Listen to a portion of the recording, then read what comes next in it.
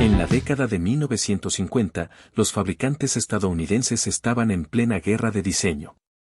Lo que a principios de los 50 eran autos redondeados, elegantes y con una cantidad razonable de cromo, terminó convirtiéndose en auténticas naves espaciales rodantes, motivos de cohetes, aletas gigantes y una obsesión por lo aeronáutico. Pero, ¿qué pasa cuando llevas el estilo demasiado lejos? Eso es lo que veremos hoy, en el episodio 40 de la serie de historia del automóvil, El error del 58. En 1958, con el satélite Explorer 1 y la carrera espacial en su punto más alto, el público estaba fascinado con todo lo espacial. Y los diseñadores lo sabían. Desde principios de los 50 podías comprar un Studebaker Champion, literalmente un avión sin hélice, un Cadillac con pequeñas aletas, o un auto cargado con gadgets futuristas, parabrisas panorama, Autronica, transmisión Teletouch y hasta un tacómetro de seguridad que zumbaba al superar las 60 millas por hora. El principal impulsor de ese estilo fue Harley Earl, jefe del departamento de diseño de GM. Él profesionalizó el diseño automotriz, bocetos a mano alzada, modelos de arcilla, y el primer concept car de la historia, el Buick Wayab de 1938. Gracias a él, el diseño dejó de ser un detalle decorativo para convertirse en una herramienta de marketing. Para mediados de los 50, Harley era intocable. Él decidía que era buen diseño, y su criterio se imponía. Mientras GM siguiera dominando, nadie discutía sus decisiones. Chrysler parecía anticuada y Ford hacía autos bonitos pero conservadores. GM, en cambio, era el rey, Cadillac con aletas enormes, Buick con su Sweep Spear, Pontiac con cohetes laterales y Chevrolet con los legendarios Traffic.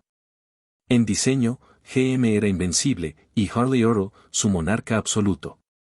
Pero dentro de GM había muchos diseñadores, entre 20 y 30 creativos cuyos aportes se acreditaban al jefe.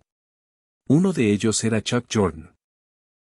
En 1956, sí, otra vez ese año clave, Chuck decidió ir a ver qué estaba haciendo la competencia. Fue a la fábrica de Chrysler esperando reírse un poco, pero lo que vio a través de la reja fue un shock. Frente a él estaban los Plymouth 1957, diseñados por Virgil Axner. Chuck esperaba autos mediocres, encontró pura ciencia ficción, parabrisas envolventes, aletas gigantes, faros dobles, siluetas largas y bajas. Forward Look en todo su esplendor. Eran autos que parecían mucho más costosos de lo que realmente eran. Alarmado, Chuck regresó a GM, avisó a sus colegas y, junto con Bill Mitchell, el número 2 del departamento, volvieron al lugar. Los rumores eran ciertos, Chrysler había superado a GM en estilo. Pero, ¿dónde estaba Harley Earl? Harley seguía fiel a su visión, autos pesados, voluminosos y cargados de cromo. Él creía que el precio debía reflejarse en el brillo, más caro igual a más cromo. Resultado. Autos que parecían tanques ornamentados, justo lo contrario de los Chrysler largos y estilizados. Y había un problema mayor. El calendario de la industria. En 1956, GM ya tenía cerrados los diseños para 1957 y 1958, y estaba trabajando en 1959. Si descubrías que tu rival tenía un diseño ganador, era demasiado tarde. No podías cambiar nada sustancial. Solo podías rezar porque al público le gustara lo que ya tenías hecho. Y entonces llegó 1958. Chrysler, pese a problemas de calidad, fue aplaudida por sus modelos Forward Look. GM, no tanto. Sus autos eran la culminación de la filosofía de Harley Earl, pesados, recargados y cromados hasta el exceso. Repasemos la gama. Chevrolet 1958, el más sobrio del grupo. Faros dobles en marcos ovalados, parrilla tipo panal, algunas molduras laterales y una trasera sin aletas, solo una línea curva con pilotos redondos. Pontiac 1958. Similar, pero con intermitentes integrados en el paragolpes y un cohete lateral espectacular. La trasera con 4 pilotos redondos estilo toberas. A partir de aquí, empieza lo feo. Oldsmobile 1958, el Chromemobile. Frontal aceptable, pero el lateral es un carnaval de 3 franjas cromadas sin coherencia alguna. La parte trasera mezcla aletas pequeñas, molduras gruesísimas y estrellas de cromo sobre la tapa del maletero. Brillo por el brillo. Y llegamos al peor delincuente. Buick 1958, especialmente el Limited de aniversario. Frontal agresivo, adornos cromados en los guardabarros y, abajo, la parrilla Fashion Art Danastar, unas 160 cuadrículas de cromo puro, diseñada explícitamente para atraer clientes a los concesionarios. Una obra de arte, o una pesadilla, según a quien le preguntes. El lateral es un caos de referencias clásicas de Buick. La Sweet Spare sigue ahí, y justo detrás aparece un panel con 15 marcas cromadas que no parecen tener otro propósito que reflejar el sol. Debajo, un paragolpes trasero enorme, pesado, que envuelve toda la esquina del auto y termina en la parte posterior, donde 2 pequeñas aletas coronan unos pilotos que casi ni se ven, escondidos entre capas y capas de barras de cromo. Y llegamos a Cadillac. Uno pensaría que, a estas alturas, el coche sería prácticamente de cromo puro. Pero curiosamente, los Cadillac de 1958 eran más discretos que sus primos Buick, algo raro porque normalmente es al revés. Cadillac conservaba elementos clásicos como los protectores de paragolpes tipo Dagmar y una parrilla relativamente sobria. En el lateral, tampoco abusaba del cromo, aunque si tengo un problema con la línea de cintura, baja en el centro, vuelve a subir, luego parece estabilizarse y otra vez sube hacia la aleta trasera. Es una línea indecisa, como si no pudiera decidir qué quería ser. Para muchos, estos autos eran demasiado. Parecían más platillos voladores que naves espaciales, y no en el buen sentido. Se veían pesados, aparatosos y hasta torpes, especialmente comparados con los Chrysler. Años más tarde, en los 70, la revista National Lampoon los ridiculizó en una serie de ilustraciones creadas por el artista Bruce McCall, quien dibujó los famosos Vulgemóviles. Cada auto era una sátira exagerada de los modelos de finales de los 50, con interiores de tecnología cuántica, conductores diminutos y proporciones ridículas. El Bozo Mobile Farblast era una parodia tan precisa que recordaba peligrosamente al Oldsmobile 1958. Regresemos a 1958. General Motors estaba en pleno colapso nervioso. ¿Por qué me pasa esto? ¿Por qué ahora?, se preguntaban. Porque además de los problemas de diseño, ya imposibles de cambiar para los siguientes años. Había un componente clave, el ciclo de carrocería. Las empresas automotrices utilizaban un ciclo de carrocería de 3 años. Es decir, la misma estructura básica se mantenía por 3 temporadas, con cambios estéticos anuales. Si no me crees, observa.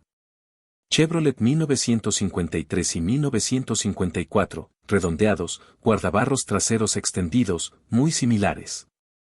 Chevrolet 1955, 1956 y 1957, líneas rectas, sin guardabarros sobresalientes, proporciones más modernas.